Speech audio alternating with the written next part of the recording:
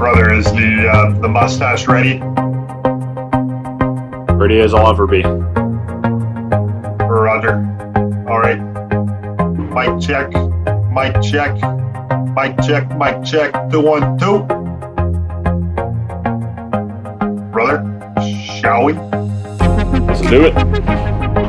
And we're live in 5, 4, 3, 2, 1.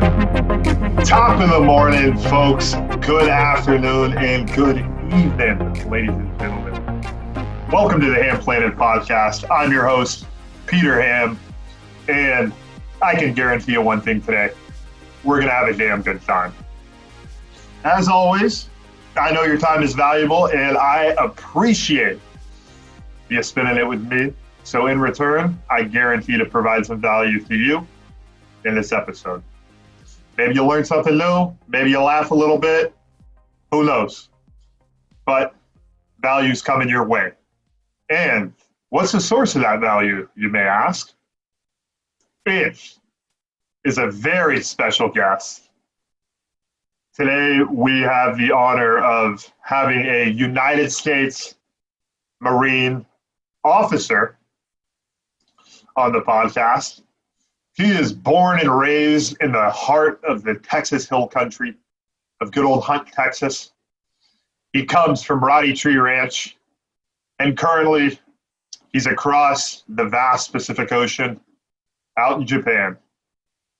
We have Executive Officer Cody Eugene Asbury. Hell of a guy, hell of a dad, and most importantly, hell of a friend. Cody, how we doing, Chief? Peter, thanks for having me on. Couldn't be doing better. Couldn't be doing better. Could be doing better. Currently, what about when we were in college? We were doing pretty good then. That would be better, actually, since I'm not allowed to leave my room right now. So currently in quarantine, got 10 days left. They got you on lockdown in Japan? Yep. So apparently whenever you come into the country, you got to be in quarantine for 2 weeks. So getting like food delivered to me, working out in my room. Yeah. You got any weights or you got any weights? No weights, just push-ups. I got a couple of bands, sit-ups. So the stuff Herschel Walker got huge off of. Oh yeah. Steroids? I don't know what Herschel Walker did. Maybe he did do steroids, but hey, whatever the hell he did definitely worked because the guy's still a unit. Yeah, none of that. If I look like that when I'm 50, I'll be impressed with myself. But no, just got a couple of bands, able to do push-ups and sit-ups. But so, brother, let's give it. Why are you out in Japan? Where are you in Japan? What are you doing out there? Give us a little background rundown. Yeah, sure. So currently I'm deployed in support of the 31st MEU. That stands for Marine Expeditionary Unit. It's a 6-month rotational deployment between infantry units. Deployed to Okinawa. What's that? There for 6 months? There for 6 months. Then we'll do a relief in place with another infantry battalion, and they'll stay for another 6 months. So essentially what it is ever since World War II, the United States military has maintained a presence on the island of Okinawa, which is a couple hundred miles south of the Japanese mainland. Maintained a presence there, have a couple of military bases here, a couple of air bases. And basically we partner with the Japanese forces in terms of like providing security, not only to Japan, but as a quick reaction force for the greater Indo-Pacific area. Okay, so y'all are running shit out there. We're doing some training. We're doing some cross training with some Japanese forces. We'll be getting on ship, floating around. Can't tell you where, but floating around somewhere in the Pacific. And then responding to any crises that might pop up, whether that be embassy reinforcement, whether that's humanitarian assistance. Say if there's a typhoon or cyclone that fucks up Japan or the Philippines or something, we're able to come in and provide resources and manpower to help them out. So historically, that's been huge for the 31st Muse, just providing that humanitarian assistance. But also, if anything does happen and requires boots on the ground, that we're within shouting distance to provide support. Yeah, absolutely. Well, brother, you heard it from me many times, but I'll say it again. I'm thankful that guys like yourself are defending our country. I appreciate that, brother. Because nothing gives me more confidence knowing that I got Lieutenant Asbury ready to defend our freedom. I love that, brother. It's we got especially with that mustache. I mean, I had to get started early. Got a little thing called the deployment stash.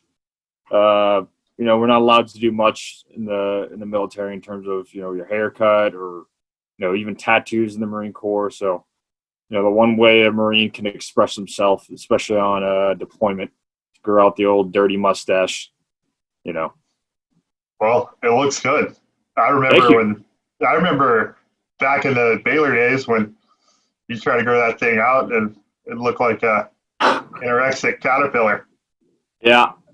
I mean, it takes me a while. So, like, I refer to it as a deployment stash. You're supposed to start it on deployment.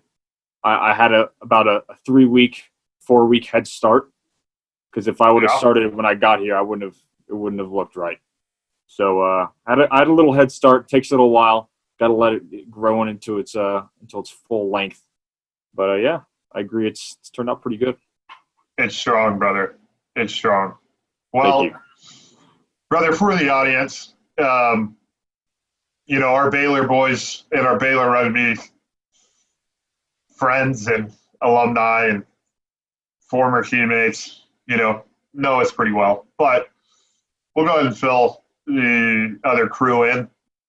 So Cody and I, we met back in the fall of 2013.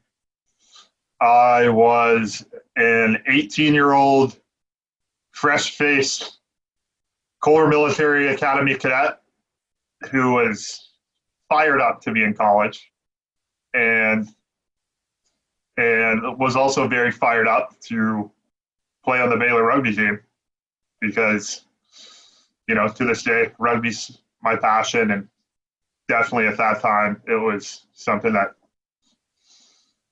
burned bright within my heart and still does. And Cody had recently joined the rugby team, I think the year before, right? No, I joined. Or was that your third year? Yeah, that was technically my junior year. I did a little half victory lap. That was my junior year. I joined my freshman year. I was going to try to get. I played 2 games of football, of any sort of contact sport in high school. I didn't really like football that much. I was really more of a basketball player. Loved playing soccer. So I had originally decided Did you play high school soccer? Our team didn't have a high school team, so I played for a club team out in town. But I played soccer until my senior year in high school. So I originally, looked up. I had no idea what the fuck rugby was. I looked up the Baylor men's club soccer team. Yeah, so I looked up. Baylor actually don't have a Division I soccer team. They have a club soccer team for the men's. They have a Division I team for the women's, but not the men's. So I was actually initially wanting to go out. Yeah, I agree. It's the whole Title IX thing. You have to have equal scholarships, and since football takes up like 60 scholarships, you got to even it out somewhere. So to me, I don't really care that there's not a men's. Since there's not a men's soccer team, I don't really care. But I don't think many people would support it. But anyways, I was going to go out for the men's club team, and their tryouts were on a Monday, I believe. Oh. And then I went out with my buddy. I can still remember his name, Wade. He's from Louisiana, super fast dude. Went out with him Saturday night. I wasn't drinking at that point, so I was designated driver.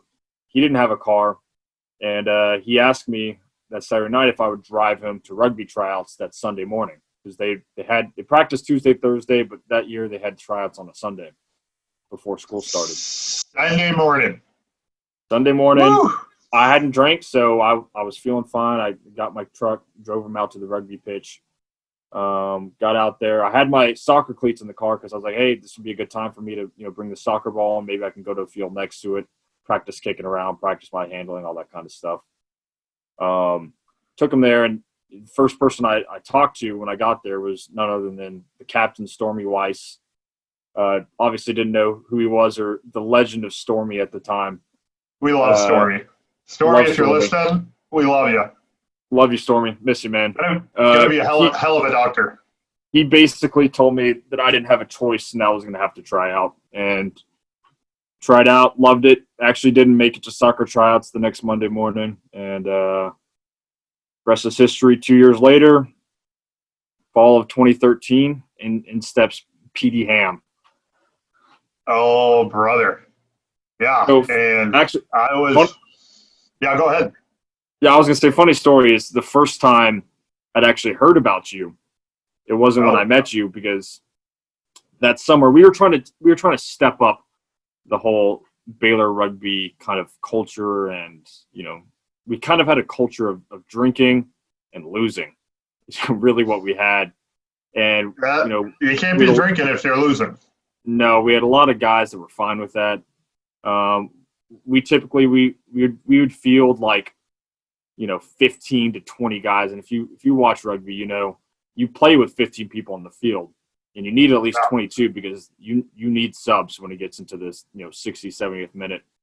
People go out. People get their shit rocked. Your big boys get tired. Your little boys get tired. So that summer we actually had a meeting. All the people on Baylor rugby, so the president, vice president. I was the treasurer at the time, so I was there. Had a meeting with the coach, the alumni association, so on and so forth. And Pete, your name actually got brought up. It was like, Pete Hamm, we got this recruit coming in. And there was like an argument between the forwards coach, which are our head coach, which was Nick Lane, and and Coach Neff, Josh Neff, our backs coach at the time. We're having a little argument like, oh, yeah, he's going to play 8-man. He's got to be one of the big boys. And Josh was like, no, we need him at inside center. Like, blah, blah, blah. And Nick was like, oh, he can't pass, like, saying all this stuff.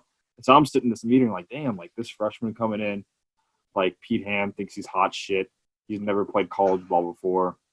And then I remembered, then putting that kind of name to the face when I first met you that fall was pretty interesting. Hopefully interesting in a good way, brother. Oh, no. Yeah, of course. Good way. So, it was fall 2013 when we met, and I think we hung out after one of the first rugby practices, and then I think we were shooting the breeze a little bit, and they were like, let's go work out together. Let's go get swole together. And then I remember I know where this is going. It was that first Wednesday. It was that first Wednesday of the first week of school. And I was in Penland dorm at Baylor. If you know Baylor and you know Penland, shout out Penland. And shout out Brooks. Sure. Yeah, it's on the Baylor campus. It is. And Cody came zooming up in his truck, honking the horn, like all hell broke loose. And I sprinted out of the dorm, fired up. I'm working out with one of the old guys on the team, one of the vets, so I had to bring my A game. I'm not going to lie. I was kind of like, this guy's been playing rugby for a while. I gotta get intense. I gotta show him that I'm about it. I'm the real deal. And so we're in the car. We're slamming pre-workout. We're blasting some 5-finger death punch, getting just fired up, and went in. Started having a great workout, fantastic workout. And then the old pull-ups came into play. Yep, the old pull-up bar. The old pull-up bar. Which at the time, I could actually do more pull-ups than I can do now. But I'm also about 50, 60 pounds heavier. Yeah. And brother Cody, hell of an athlete, but he couldn't bang out that many pull-ups. I think I did 3. If that. Three sloppy ones. Yeah. And my back was aching. Back was aching, but you know what? I remember the goal of our set was, hey, we're going to do as many as we can, and we're going through failure. And we'd already completely demolished back. So, yeah. Still mad respect for even getting a few in. I think what's so funny about yeah, go ahead. Yeah, I mean, I'm just saying that's really when our bond came to life. And now it still goes strong 7 years later, which is a beautiful thing. I think working out with you that first time really stuck in my memory because, here you're younger than me, but obviously you're more progressed. And you go work out with someone who lifts more than you or can run faster than you or whatever. A lot of times you can kind of get down on yourselves and be like, well, fuck, this guy's, 2-3 years younger than me and he's lifting more. But you provided that like mindset to me, especially when I was, struggling on that pull-up bar of like, it doesn't matter, how many you can do right now. We're working towards the future. Just go to failure, go to failure, go to failure. Which is funny because, 3 pull-ups, I think, is the minimum in the Marine Corps to even get considered to be a recruit, which maximum now is 23. And they put a maximum score is 23 pull-ups, dead hang. Oh, that means it's like you don't need to do any more if you can do 23. Yeah, if you get 23 dead hang pull-ups, yep. And ever since I joined the Marine Corps, I've never failed to reach the maximum on pull-ups. So ever since that day, it's very humbling. But I kind of made a note to myself, like, hey, like I'm not gonna be that dude who just quits because he can only get two pull-ups in. Absolutely, brother. And I mean, that's just the philosophy that I've always lived by is that, in anything you do, especially physically, you go till failure or you go to the threshold where that you're pushing yourself, where you're doing something that you've never done before. Right. And when you're in that area or that threshold of doing something you've never done before, which working out is the best place to do that, and it relates to life. That is what breeds growth. That is what breeds mental growth. That's what breeds physical growth, obviously. And I'm all about it, brother. And I'm glad it's not a mentality I just showed you, but it's one we share. And I think, it's summed up well. More each day. If you know me and Pete, we're big fans of, the Governator, Arnold Schwarzenegger, and old Arnold. But I'm paraphrasing one of his quotes. But he said like, perfect physique, it can't be bought. It can't be, bargained with. It's like the supreme, symbol of status and shows what your work ethic is at. There's a lot of people you can fake. You can fake the funk when it comes to knowledge. You can fake the funk when it comes to, a lot of things, your finances, whatever. But when it comes to your body, what you see is what you get. And yeah, there's, supplements out there, but, at the end of the day, you still have to put in the work in order to perfect your figure. So I think that's, when I first met you, that first time we worked out, I saw that work ethic in you, and it was honestly, looked up to you in terms of wanting to kind of reach that. Brother, you're making me blush. Oh, but no, for real, you were younger than me, but you had this work ethic about you where a lot of times, I didn't want to go to the gym, or I didn't want to, do X, Y, or Z, and you kind of forced me to, and you really wouldn't take no for an answer. And that's how I first knew that you were such a good salesman, is that you would never take no for an answer, which, I found ways around that with my whole push-up, pull-up regime, that I would do, but, definitely was a start of a good friendship from that moment forward.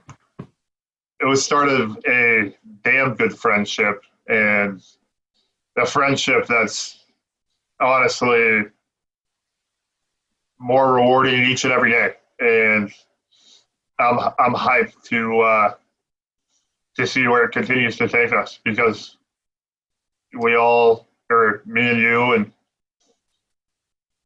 and you just, we get along. We both see eye to eye on a lot of shit, and we just want to be the best men we can be. No other way around it. We know we're not perfect. God knows we're not perfect, but we have that mentality, which is sick. It is sick. I agree. But, brother, something definitely I want to bring up.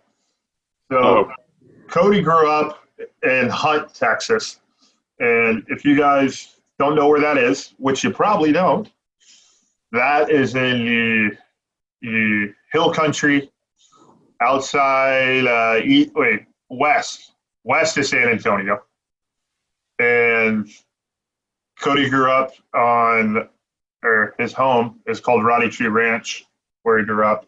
And it's a pretty awesome place. And I know there's some history behind it, Cody.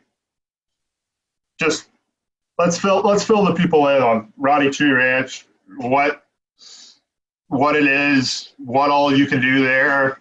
Who knows? Maybe someone who's listening to the podcast might want to go rent a cabin. God knows I want to rent a cabin. Hopefully I get a Roddy Tree discount. Yeah, well, maybe. Talk to old man Roddy. But so Roddy Tree, I've lived there since I was 4 years old. I was born in Austin. And I originally there was never a Roddy Tree Ranch, obviously. And the name, actually, I'll go back to the name of it. So the name of it, my grandma on my mom's side, her maiden name is Roddy. So her dad was Ray Roddy. He owned a little place in Hunt for a summer vacation home that was about 4 miles away from where the actual Roddy Tree Ranch stands today. And there was a giant tree that was in the front yard of his house, of his vacation house, that my grandma and my mom would go and vacation to, sometimes in the summer. And it kind of became like this meeting point for people, for their friends and family. So they'd say, hey, we're having Texas tree. Yeah, big Texas tree, big old oak, Spanish oak. Hey, we're meeting at 6 p.m. or we're meeting at 5. Hey, meet by the Roddy Tree. It just became known as like the Roddy Tree. And if you wanted to meet up with my family, that's where you meet up with them. So kind this is like what year? What year range? Back in the 50s and 60s, I would say. Oh, hell yeah! So glory days. It just became kind of synonymous with good times, friendship, family, just good all around love and happiness.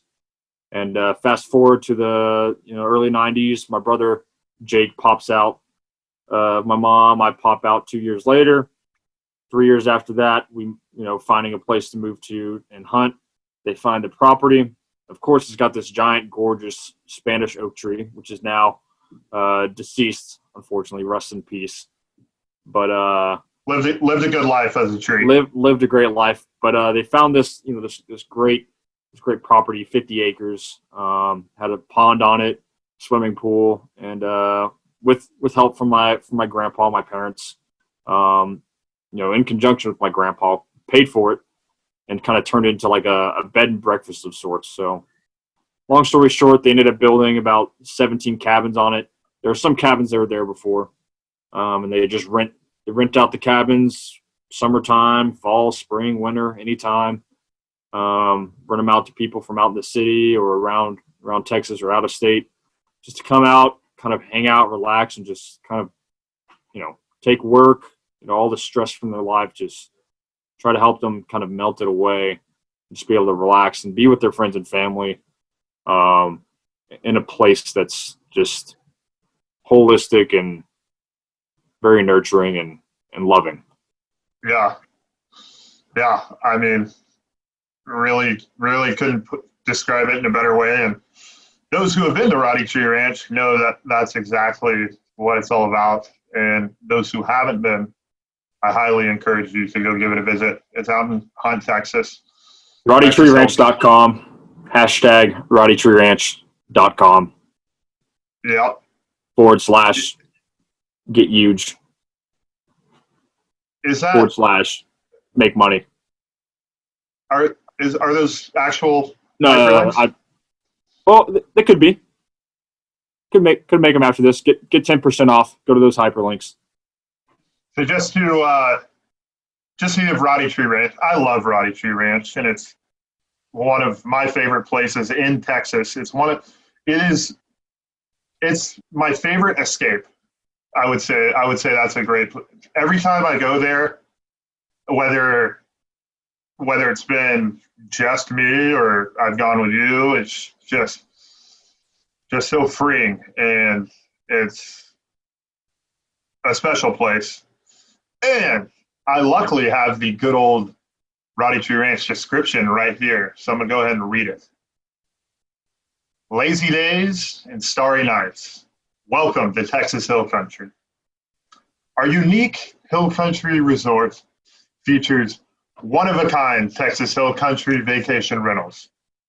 Cabins and cottages nestled among some of the most beautiful scenery in Texas. Our Hill Country getaway is located in the heart of the Texas Hill Country along the tranquil Guadalupe River between Ingram and Hunt, Texas. At Roddy Tree Ranch, you will find our Hill Country cabins sporting a retro ambiance that, although rustic, has many elegant and shabby chic touches for your comfort. And whether you prefer an active or peaceful family vacation experience, with or without music and entertainment, it is yours for the choosing. Each of our Hill Country cottages and cabins are unique and completely different from each other. They all vary from 1 to 6 bedrooms in size, have kitchens that accommodate 1 to 12 people, and all are individually furnished with wrought iron beds, primitive antiques, and retro chic with your comfort in mind. We provide you with just the right amount of comfort and a dash of elegance here and there in a unique way that you'll remember forever.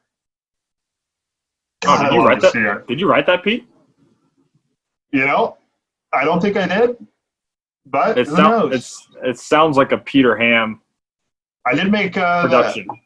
A good Roddy Tree Ranch video for you guys. Oh, yeah, I remember that. Well, the good thing about that, I'll get into the little backstory behind that. So I made a video just basically captivating what Roddy Tree Ranch is, showing off the cabin, showing off the ponds, and just, the basketball courts, the pools, the whole 9 yards, the 10 or 12 cabins, showing off the place. And that was back in 2018. And the reason why it was very impactful was because, so I left Sewell Cadillac. I knew I wanted to do something else, and I knew that being a car salesman definitely had its perks and definitely taught me a lot of lessons professionally. But I wanted to truly be in a career that was a win-win type of job where you do work that is rewarding and the people you're doing the work for are extremely happy. There's a lot of careers you can do that, but I came to the conclusion that I wanted to get into marketing. And I knew that there were so many great businesses in Texas that needed a stronger marketing presence. So Roddy Tree Ranch was one of my very first clients for Unify And, Keith and Gretchen really welcomed me with open arms. I told them about my ideas that I had and went out and stayed there for 3 days, hung out with Jake, had all types of equipment and made some awesome time lapses and filmed just as much of the beautiful scenery I could. And, it turned out really good. And I still watch that video all the time. And most importantly, I learned a ton from making that video and, working with Roddy Tree as a client. So love Roddy Tree. If you haven't got the memo by now, if you're not booking a cabin, you're making a mistake. But let's go ahead and bounce around to another topic. All righty. Brother Cody. So if I know one thing, is that you love Teddy Roosevelt. Oh, yeah.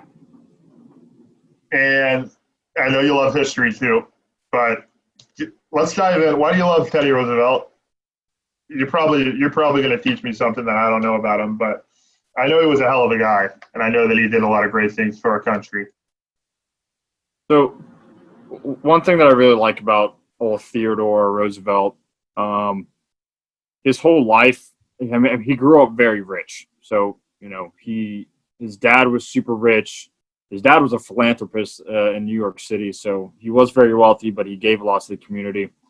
And it kind of instilled in him at a young age that, giving back and working for others is what life is all about. If you have more than you can eat, you should be giving, what you have in excess to someone less fortunate, right? Absolutely. And he could have, ridden the coattails of his father and, lived a life of extravagance and wealth and security and peace in New York and, gone down in history as a very rich philanthropist like his father. But he wanted to do more. He wanted to, reach out and do more for his country. He wanted to do more than give. He wanted to get involved. Right. And I just love how, how well-rounded he is in terms of, he obviously, had his Rough Riders. He was in the Army. He was a fighting man. But he knew when to fight and he knew when to, to be diplomatic. He knew, when you had to carry your big stick and when you had to, when you had to use it. He was very good at bringing the country together in terms of kind of unifying, something that everyone in the country can get behind. So he wasn't doing anything ever for his own profit or gain, which is something you don't really see much with politicians nowadays on both sides of the aisles. But it was just total Renaissance man, one of a kind. There hasn't been anyone like him since. Like I said, he was a warrior. He was a poet. He was an intellectual. He was also a very simple man that, would rather be, living and, sleeping on a saddle in Montana than, bumping elbows with the high class in New York City. But he was comfortable doing both. And, he really overcame a lot of odds, a lot of sickness in his childhood to become the leader of the free world and to do it, I mean, there's tons of stories. If you don't know much about Theodore Roosevelt, besides, him being president and him, revamping the park system within the United States, which is huge. He was into conservation and ensuring that's massive.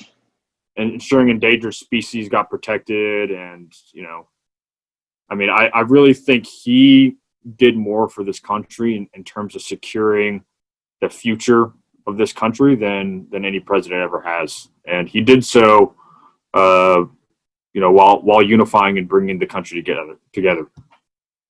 And he was president around the time of the Great Depression, right? Or right No, after? way before. So turn of the 20th century. He was president, and then he actually tried to run for a third term because back then it wasn't illegal to do so. But so I think it was around the 1900. I think 1900 to like 1908 time frame. So before World War I, before the Great Depression. What a time, Back when, really, because at that time, it'd been 30 years since the Civil War. Didn't have cars yet, or we're just now getting cars. Just now getting them, but it's still kind of a Wild West. There's kind of this period between, and I think that's a good example of what kind of person he was. He was definitely a link between the modern man and the Wild West cowboy of old. It's kind of this blend of like a gentleman, but also someone who could, get on a saddle and go take care of business. And I just find that so attractive and so empowering. That gets me hyped. Yeah, it's really cool. There's a lot of really good books about him, a lot of good biographies that chronicle his early life, middle life, afterlife, or after Congress, after presidency. You should definitely go check him out. I definitely will. And everyone else, you should too. Roosevelt, hell of a guy, hell of a president. Oh yeah. He also he once got. There's a lot of anecdotes about him. He once got shot and gave the speech afterwards. Like gave an hour-long speech after getting shot. I'm dead serious. Look it up. It sounds crazy. But literally, what a man. What a man. Literally got shot in the chest. They took down the perpetrator, got him away. He got up on the podium, pulled a speech out of his pocket, and gave a speech for an hour. Ladies and gents, Roosevelt, we need to mentality. We need to get back to those kind of characters, those kind of men. I feel like that's definitely lost. You give a speech, you're a leader. I mean, if I get shot, I'm probably not giving a speech. I'm just going to be realistic here, but yeah, it's a very very high bar that he set. Why he's one of the most influential people in my life. Brother, I love it. He embodies the American dream. He embodies what it's like to be a man of the people. And you definitely opened my eyes to learn more about him. Jesus Christ. Definitely. I can't believe he got shot and gave a speech. That's impressive. Oh yeah. Survived an assassination attempt and just brushed it off. Such a savage. Brother, so I know you've been in the Marines for going on 4 years now, right? Almost 4 years, yeah. November 18th will be my 4-year mark. And you started after you graduated from Baylor. Yep. Right? Yep. Reported to Officer Candidate School September 10th, 2016, which is crazy saying now it's been 4 years. Yeah, I remember it like it was yesterday. You were in Quantico, right? Yep. Out in Virginia? Yep. I still remember the going away party at the Wolf Fortress. I think is what y'all were calling it at that time. In Waco. Like I think Hondo was there. If it was in Waco, it'd be Lone Star Mansion. Lone Star Mansion, that's what it was, yeah. Well, I love my nicknames for establishments. Of course, yeah. Still remember it like it was yesterday. Yeah, we had a great time that night. That was the same night you and Cusack had a little rumble, right? No. You're thinking of Hondo. When me and Andrew. And Andrew, Hondo, if you're listening, I love you. I was sauced up, and Hondo was on another plane of being drunk. He was like, "Well, we were having a good time." Yeah, a couple guys, legal age, all having a good time. He wanted to box, and Andrew he's left-handed, and we only had one pair of boxing gloves, and so it worked out perfect. Andrew's left-handed. About 3 in the morning. I'm right-handed, and I had no business boxing with Andrew. He was way, like I said, he was on another plane of existence in terms of how drunk he was. But yeah, we were having a good time. He was a little sleepy. Just a good night. But what do you expect? The boys are getting together. The boys are celebrating. The boys are going to get a little rowdy. It's the way it goes. Yep. It happens. We're not doing anything wrong. No, nothing wrong. Absolutely. One of those nights, it's like, it ends up being like 3 a.m. and you don't want the night to end because you're just hanging out with your buddies. Always have so many of you're those. like, you look at the clock and you're like, fuck, is it really 3:30? Is it 4 a.m? And then you start getting the crazy idea that usually came from like you of like, oh, let's just stay up for another 2 hours. We can go get like donuts or kolaches or some shit. And you're just like, Jesus, Pete.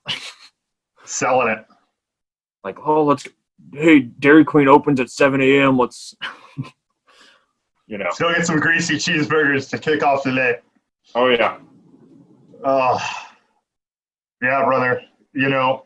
That's something that's been with me throughout my entire life. When I'm with the people that make me the happiest, and I know that the moment that we're sharing is a moment that is something that I'm always going to look back on and be like, damn, we had an amazing night that night. That night was one for the books. Those are the nights where I'm just like, boys, we're not going to sleep. Figure it out. Figure it out. We're not letting the good shit come to an end. And the older I get, the more I used to get kind of pissed off because I'd be like, Pete, like, fuck you, I'm going to sleep. Yep. The older I get, got a little intense with me at times. Oh yeah, the older I get, I'm just like, man, I wish I would have, stayed up and an extra 30 minutes here, an extra 40 minutes here. Although sometimes it did just involve, us sitting on the couch, just me and you watching some crazy YouTube video. Yep, classic. Just, when YouTube goes from like video to video and you end up on something that you didn't even start on. Yeah, there's a lot of corners of YouTube that you can get sucked into. And it'd be like 4 a.m. and we started watching like, I don't know, LeBron James highlights. And we ended up on, why cats in Egypt had a secret connection with aliens and can actually like hear your, just crazy, stupid conspiracy shit like that. Oh, yeah. And we're just like, Jesus, like, what are we watching right now? Hey, I got to give it to YouTube, though. I'm one of the biggest YouTube advocates. There's just so much information and entertainment and great stuff on YouTube. Oh, yeah. I like to call it YouTube University because I will honestly say that YouTube personally has enabled me to learn a lot more about specific things that I'm really interested in. And I've found a lot of channels that have enabled me to really dive into what I'm interested in. And the great thing about YouTube, as opposed to a class, is, you can really learn from a variety of choices, a variety of people or channel hosts, no matter the topic, and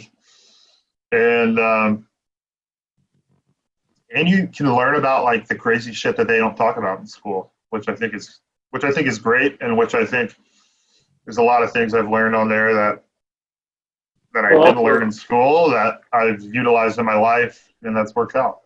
There's a lot of stuff that it's broken down easier. It's explained quicker or easier for you to learn.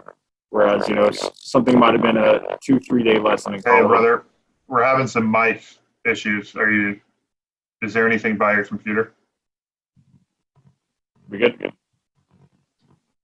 Mic check. Can you hear me well? Oh, yeah. Loud and clear.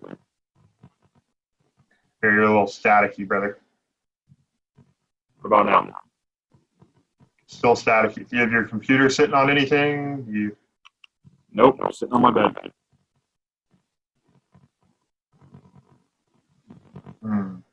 Hello. It's still doing it, brother. Is my voice staticky? And we're back, ladies and gents. We just had to take a quick breather, but we're back in action. Brother, we were talking about YouTube University. Who's some of your favorite YouTube channels? If you don't mind me asking. Sure. Let me think. Or if you got at least one. There's a couple that I really like. There's one called, I think it's the Armchair Historian. Yeah, the Armchair Historian. He's this real nerdy guy.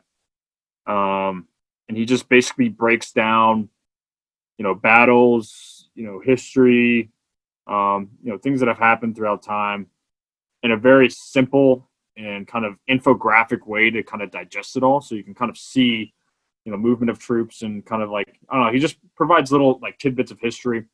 I really like him. It's called the Armchair of History.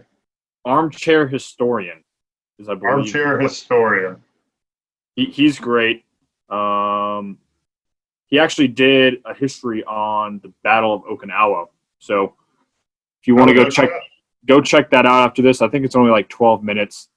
But yeah, he helps you kind of digest, especially major events in history, especially battles.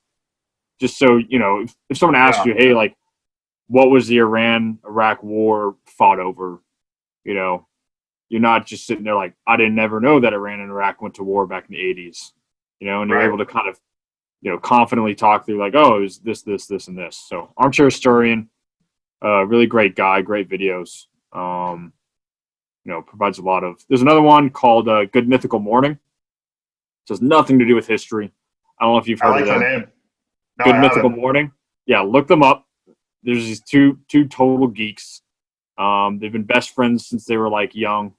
They grew up in North Carolina. They moved out to LA. They have like millions of subscribers. But basically, they just have. Hopefully, they can give us some. What's that? Hopefully, they can give us a few. Oh yeah, they're just a variety show. They have anything from like, they're comedy. They just make funny videos. And if I'm ever trying to laugh, sometimes I'll put them on in the morning on the like drive to work. It's kind of like they kind of do things in like a podcast type. Obviously they're being filmed, but they're just sitting in front of a mic. Them too. I encourage you to check them out. It'll brighten your day. But yeah, they're funny. You can tell that they've been friends for a long time, and it's definitely probably my favorite YouTube channel. Good Mythical Morning. It's the Mythical Morning. Good. I'm gonna check them. Mythical. I'm gonna check them out. Good. Yeah, just type in GMM, and I think they'll come up. GMM, folks, second best YouTube channel on YouTube. Yep. First, Peter Hamm Network. The Global Hamm Network, whatever. Peter Hamm. Hamm Planet. Hamm Supernova Explosion. Soaring through the galaxy of good vibes. Hamm Universe. Ooh. I'm gonna trademark that. Like that. Once you get big, you're like, you know what? We're gonna expand it, Hamm Universe, and then you're gonna look for a copyright, and I'm gonna have the fucking copyright from 2020. Well, luckily, you're my good friend, so we'll be able to work, a deal out, maybe under the table. Well, we'll see. All right, we'll play it by ear. Brother, I've always wanted to ask you this. What are some of the most valuable things that being a Marine has taught you? The value of people. Honestly, I think it's the biggest thing. Just now, during our little break, I went and used the restroom, and I share a restroom with actually two Marines that I've never met before. They're in another company. They're in headquarters and support company. never met them. They're enlisted, so I'm an officer. They're enlisted. So there's this kind of like, I guess, divide there. It's been there forever between that. But, you know, they left.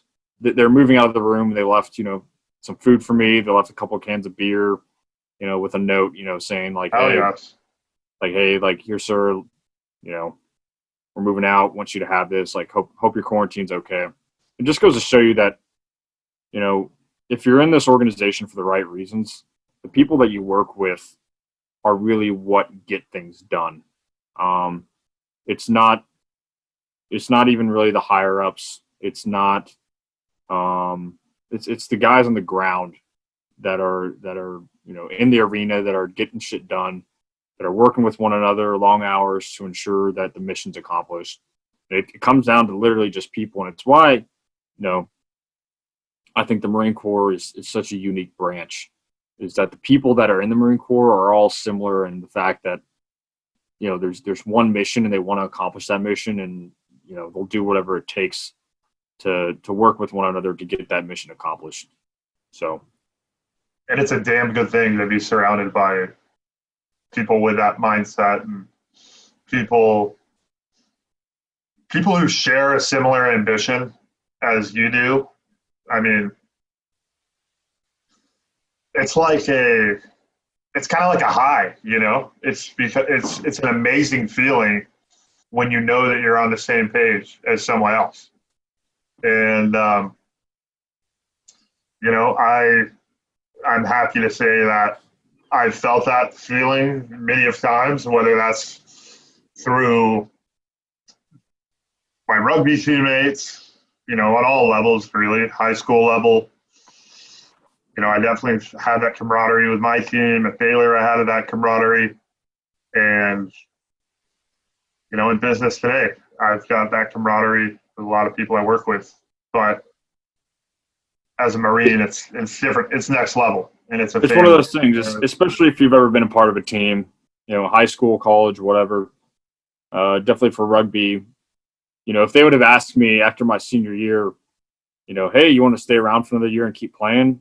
Yes. And then the following year, you know, I'd re-up again until my bones are broken, you know. And if you knew me in college, you knew that when I joined the Marine Corps, you know, it was kind of out of the blue. And oh, yeah. I had only initially planned on doing 4 years and getting out. And, you know, just when it came time for me to decide whether or not I was going to sign this next contract or not, and stay in for another 4 or get out, you know, I just couldn't see myself leaving this group of people. Like, there's no matter what job you go to, there's no other job quite like it in the world, where everyone has a singular mindset and is all motivated by the same kind of motivation deep down ingrained inside of them, which is pretty cool. I mean, eventually I'm going to get out. I think I'll probably do 8, because after that you start becoming a staff officer. So you become major, lieutenant colonel. You kind of get away from the troops on the ground. You know, you're kind of stuck in your office. More oversight. Yeah, you're supervising. You're not really with the dudes on the ground as much. So once I reach that level, that's definitely going to be the end for me. But yeah, I'd say people's one thing I've learned is, if you don't, any great leader needs to understand that if you don't foster that respect, that mutual respect between yourself and your subordinates, and if you're not, you know, 100% willing to lay your life down, or, you know, forego profits for them to be, you know, successful, happy, safe with their family and their careers, then 1, you're in it for the wrong reason, and 2, your employees will smell that, and they can smell out bullshit. And they understand when you're bullshitting them. They understand when you're lying. They understand, and they can see through your act of, you know, being funny, or, you know, laughing or whatever. And they're not going to bat for you. They're not going to be productive. But they understand that you're just using them. And at that point, you've lost them, and, you know, you'll lose your business. Yeah, it's done at that point. So, I think that's probably the biggest thing I've learned is, without your people, you can't go anywhere. You know, there's a saying in the Marine Corps. It's called mission first, people always, or Marines always. And I think I think in any business that should be it. It's yeah, the mission takes priority. And as Marines, you understand, or, Army, Air Force, Navy, whoever, Coast Guard, that you may, lose people to, injury. You may, lose people to actually getting killed in combat, and that the mission takes priority overall. But it should always be with the people you're working with, because if you end up accomplishing the mission and you're standing on top of that hilltop with your flag planted, and there's no one left to the left and right of you, then what have you really accomplished at that point? You've accomplished nothing. So, that's exactly right. I think that's the biggest thing that the Marine Corps has taught me. The sense of brotherhood is something that has really shaped and molded me into who I am. And honestly, I'm envious at times of that you still have that, strong brotherhood community around you 24/7, honestly. And it's something that is a beautiful thing, and it's something that can make great things possible. Brother, not too late to join. How old are you? 25? I'm 25, brother. Not too late to join. Brother. I think about it all the time. My good friend, now Captain Herman, old Kenny. You actually met Kenny, I think. Big, tall, bald dude. Oh, Kenny's my boy. I love Kenny. Yeah, he didn't join until he was 27, 28 maybe. He just picked up captain. Been in for a little over 4 years. But yeah, he's 32 now. Hell yeah. Never too late, but definitely if you do join, it consumes your life. So if you have any other sort of aspirations, I wouldn't. Unless you have someone on the outside that's, working for you or doing whatever. But I mean, just because you're in the Marine Corps doesn't mean you can't have a separate business. My company commander, Captain Poe, he has his own business. He's a company commander of the Marine Corps, but he also owns and manages properties around the United States. And he's love that. He's working within, a couple of his friends inside of a LLC, and they have their own company, and he gets profit from that. And he knows that, hey, as soon as he retires, he's already set up and already has cash flow in. So it's not impossible to do other things, but it does take the majority of your life, I would say. I can definitely see that, and for good reason. Brother. Give it a shot, man. It's brother, we'll see how it goes. An experience. Brother, I definitely I think about it all the time. That when I went through Culver, I absolutely loved it. I loved the military system. I loved what it did to me as a person. It took me from being a piece of shit to a man and a leader and someone who's motivated to do good things in this world. And that's really where it came to life, was at Culver and the military system there. The discipline it taught me, the camaraderie, the teamwork, the obstacles, we had to overcome. I mean, obstacles are nowhere near similar to the obstacles you go through, but I'm sure a lot of kids at Culver, it was tough for them at times because you're 14 and you're in a completely different state. And a lot of hormones going through your body. Oh yeah. Yeah. I mean, I'll always be a big advocate for the military system, and I definitely it's still in the cards, brother. But right now, gonna keep building the business and see where this podcast takes us. Hey, straight to the top. Straight to the top. Straight to the moon. Hamm Planet. They're gonna rename Earth. They're gonna rename Earth Hamm Planet. TM. Trademark. That'd be intense. But I'd love that. I would. You get royalties anytime someone says Hamm Planet. Anytime use NASA mentions the Earth, you get royalty. Oh, I'd be all for that. I could use some royalties. That'd be great. Yeah, that would be great.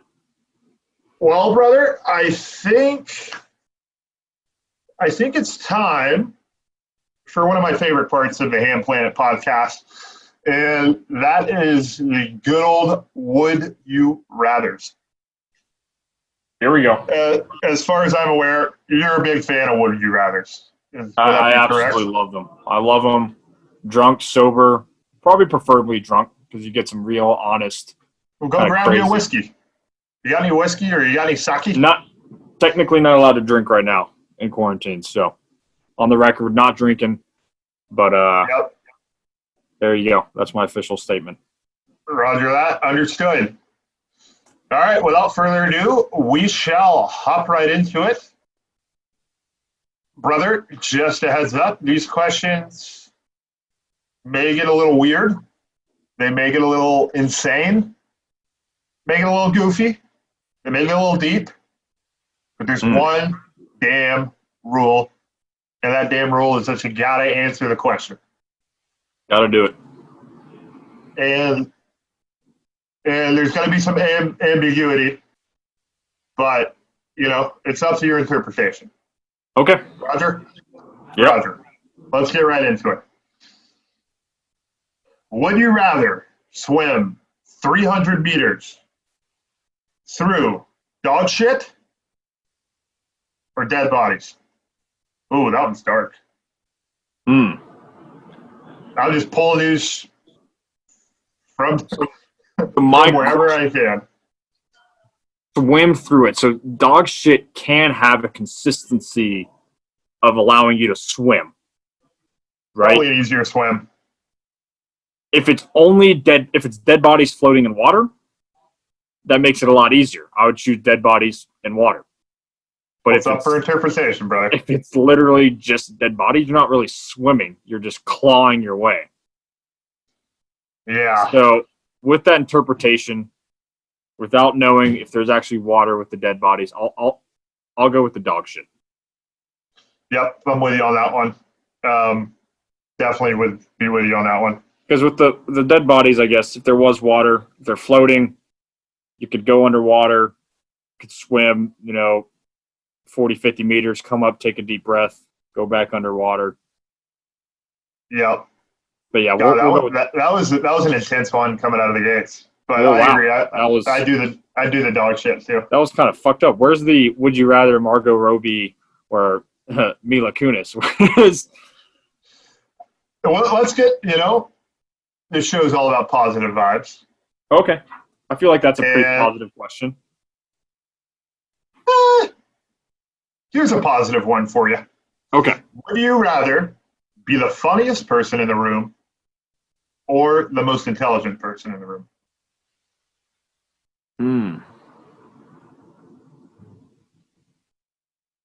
I don't know if I'd want to be the smartest person in the room. But I don't want to be funny just because I chose, to be funny. I want to be funny on my own merits. So I'm going to go with the smartest person in the room. With the caveat that my intelligence level would increase. Not the caveat that every time I walk into the room, everyone's IQ is lower than mine. I hear you. Because I would hate to be the smartest person on this planet because all these cool innovations, Tesla, all this stuff would just be it'd be stopped right there. No more technological innovation. Oh, brother. Well, good answer. What about you? Oh, you don't answer? No, I answer. I would, Yeah, I'll take the most intelligent. Because you're already the funniest guy in the room. Well, I try to be. I mean, I don't know if I try to be, but I do funny shit. Oh, okay. And yeah, most intelligent. I think I'm a smart guy, but definitely not the smartest guy I know. Yeah. So I'm going with intelligence. We'll pump those numbers up. All right, 2 for 2. 2 for 2. Moving right along. All right, brother. Would you rather win $50,000 or let your best friend win $500,000? Oh, you win 500,000 because I'm seeing at least 50,000 of that. Easy. Oh yeah. And not only that, I feel like 500,000 for you would jumpstart your career so much. You turn that 500,000 into 500 million. I'd have no doubts. So there's no, 50,000. I appreciate it, brother. I think I would too. That's nothing nowadays. So yeah, that's these have been easy, Petey. These have been easy. Yeah, let's see if we can get something more intense. Okay, here's a good one. Would you rather be able to talk your way out of any situation in life, any situation, or punch your way out of any situation?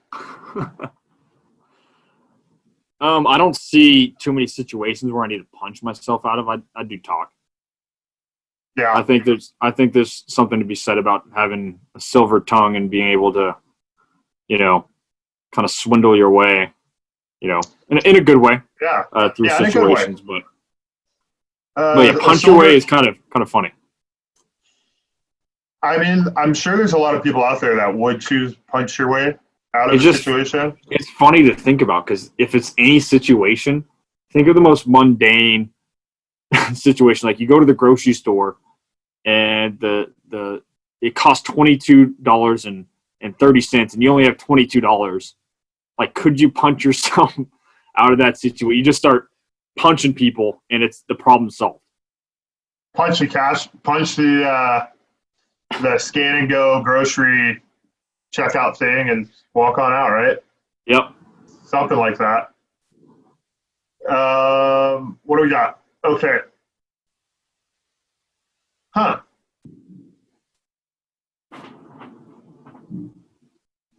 What? Oh. Oh. This is a good one. This one's kind of easy for me, but it's interesting. Would you rather be able to speak all languages or be able to speak to all animals?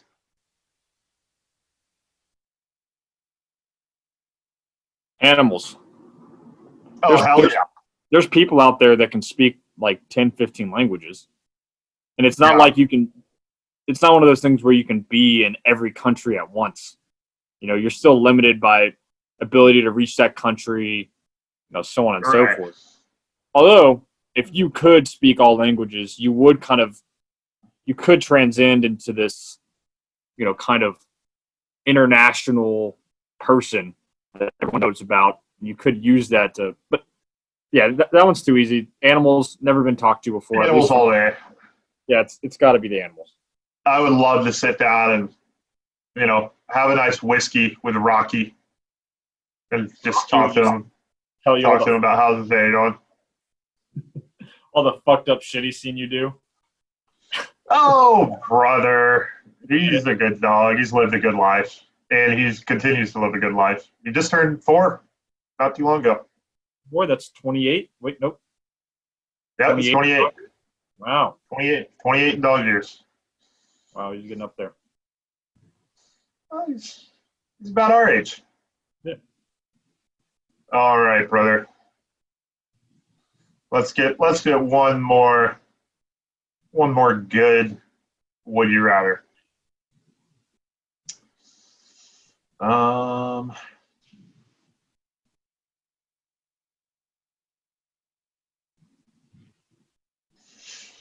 Okay, this is a good one. Lieutenant Asbury, would you rather rule the world or live in a world with absolutely no problems at all? Oh, rule the world.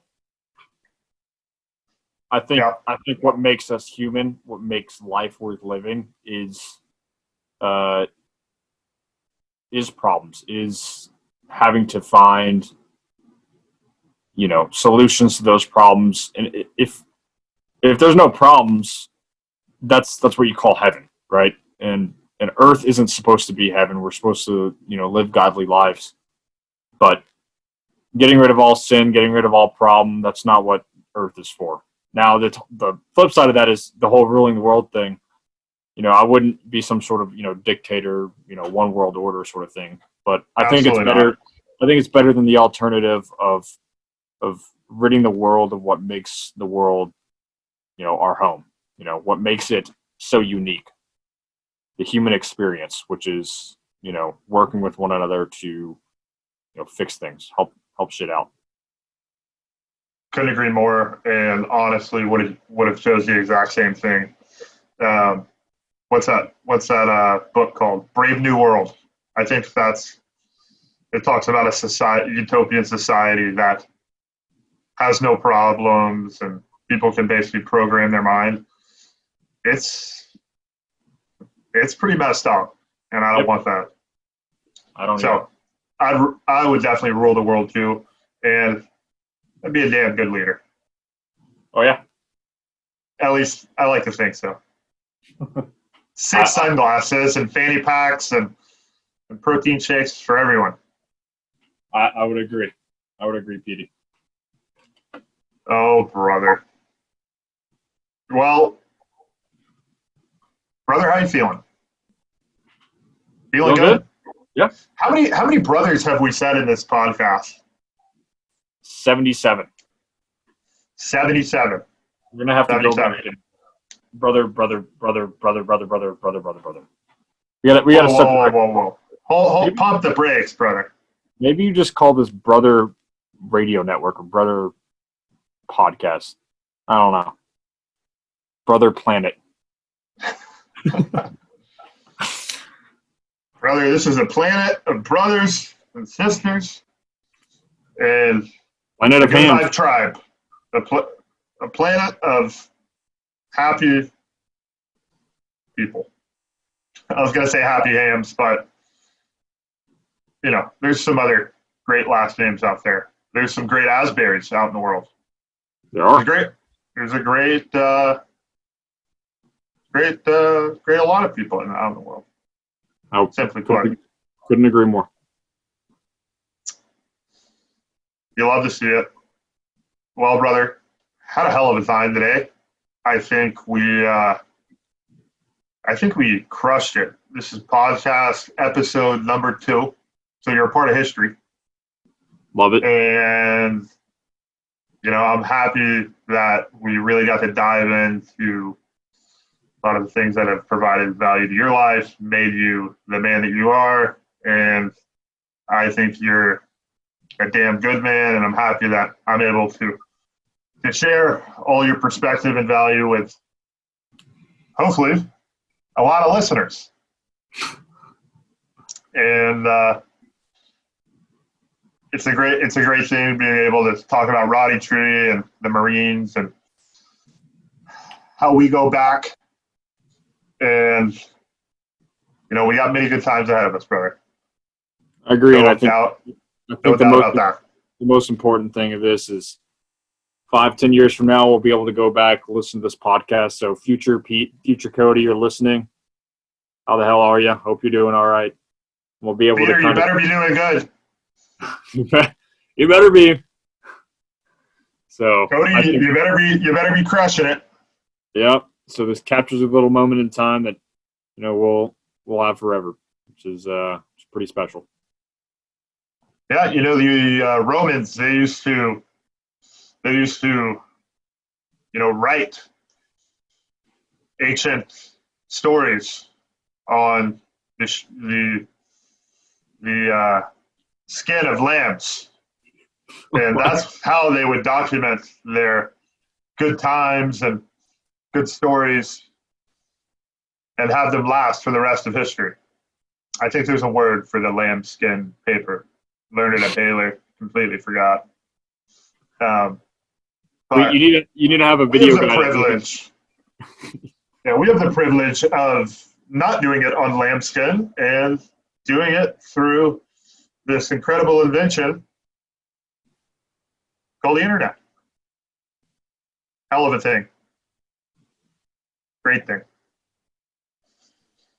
Well, brother Cody, I think you got any final words? You got any positive vibes or any words of wisdom you want to send off the Hamm Planet spaceship with? I would say, to quote the late great Christopher Hamm, who was on. Oh, I know that guy. Just have a good attitude, gas it up. Not everyone's out to get you. All right, so put on those rose-colored glasses. Help people out. Be kind to someone today. Give someone a compliment. A little thing can go a long way. Amen to that, brother. That's what this podcast is all about. It's all about spreading the good vibes. It's all about spreading the good news. It's all about sitting down and shooting the breeze with really special people. And there's so many special, incredible people in this world. And luckily, I'm proud to say that I'm friends with a few of them. And I look forward to having them on the podcast. Well, I guess it's about that time, ladies and gents. We have had a blast hanging out with you today. Hanging out with Lieutenant Asbury, the Marine Corps' finest. And we look forward to many more great podcasts to come. And I'm sure we'll get Cody back on the Hamm Planet Podcast. I'll have my people call your people. And we'll see if we can make it happen. But, ladies and gents, thank you so much for tuning in today. As always, if you loved what you heard today, or even if you just kind of liked it, or if you heard at least one thing that provided value to you, do us a favor. Share the shit out of this. Send it to your mom. Send it to your dad. Send it to your grandparents. Send it to your best friend. Send it to whoever needs some good vibes in their life, which, in my opinion, you can never overdose on the good vibes. Without further ado, I guess we'll close the curtains. And, ladies and gents, as always, keep it positive, and we shall see you soon. Cheers.